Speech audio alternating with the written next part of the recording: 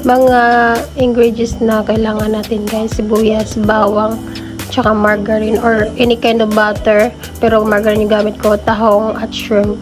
At huwag din natin kalimutan yung Sprite.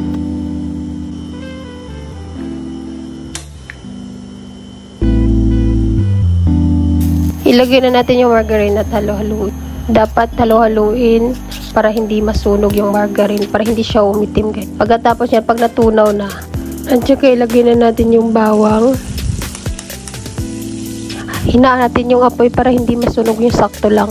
Pag medyo luto na yung bawang at nangangamoy na guys, mabango na siya guys, sunod na natin yung sibuyas. Halo-haluin lang natin guys hanggang sa maluto. Ilagay ang tahong. Isunod naman yung shrimp.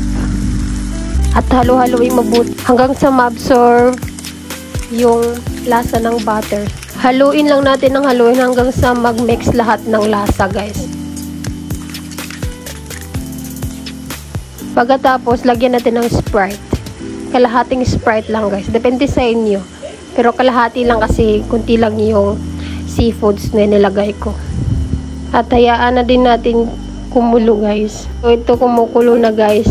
Hayaan natin siya guys na mga 15 minutes. Mahina lang yung apoy. At pagkatapos, pag unti na lang yung tubig, lagyan natin ng Mamacita's oyster sauce. Kahit anong oyster sauce guys. At pagkatapos, lagyan natin ng paminta. At lagyan din natin ng chili powder, yung unti lang. Para medyo spicy siya. At pagkatapos, lagyan natin ng toyo. Lagyan din natin ng liquid nor seasoning. At huwag natin kalimutan maglagay ng magic sarap.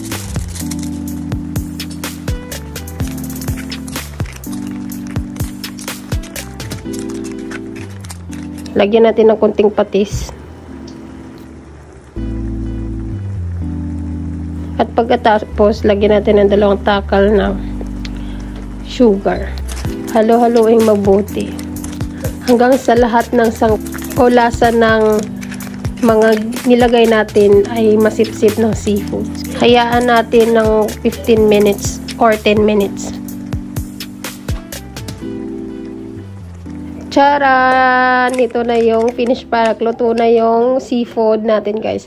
So, kung gusto nyo gumawa ng ganito guys, sundin nyo yung mga step na ginamit ko.